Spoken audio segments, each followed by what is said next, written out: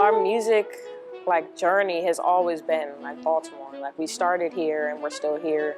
And our parents were always playing music in the house. Yeah. You know, they would always play some gospel or some R&B. And now that I look back at the stuff that they were playing, it was definitely some really deep. They had some really deep music that they were playing, and everything was also really harmonically complex.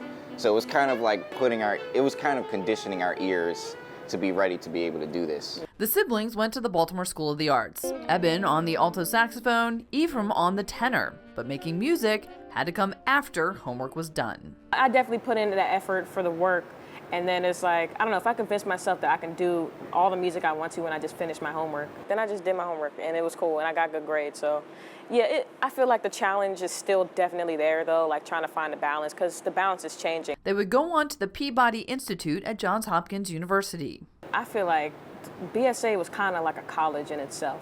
We were doing a lot of playing, a lot of singing, a lot of theory, a lot of everything, classical and jazz.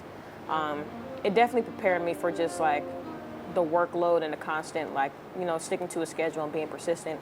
And persistent they were. The jazz artists have performed at festivals and clubs, even Carnegie Hall. They discovered innovative ways to perform through various artists who helped shape the siblings into who they are today. Terrace Martin, Kamasi, Kenny Garrett, seeing all of their shows at different times, you always look at them and what they're doing, and it's just oh my gosh, I want to do that.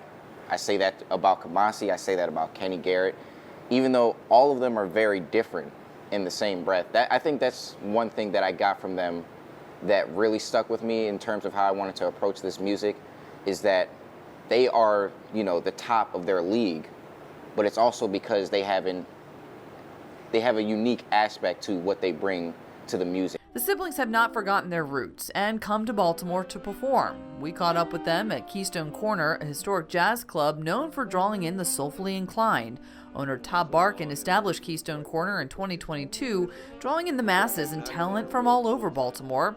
When he first heard about Ebban and Ephriam, he knew he had to book them. Part of my mission in life is to pass this music on to generations coming up. And they already had that spirit in them. And I just wanted to give them the opportunity. A big part of what we do is just create an environment for people to do what they already do. It's to create the most loving environment, the most giving, welcoming environment we can for this music.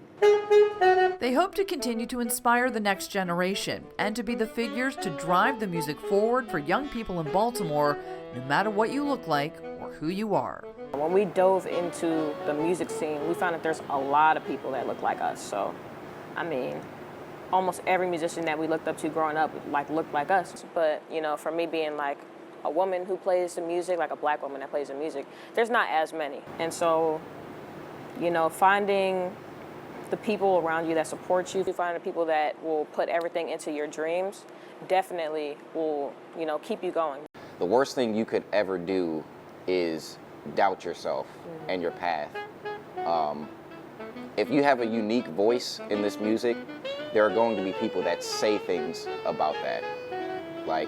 They might not understand your path, they might not think that this music is for you, and it's just not true.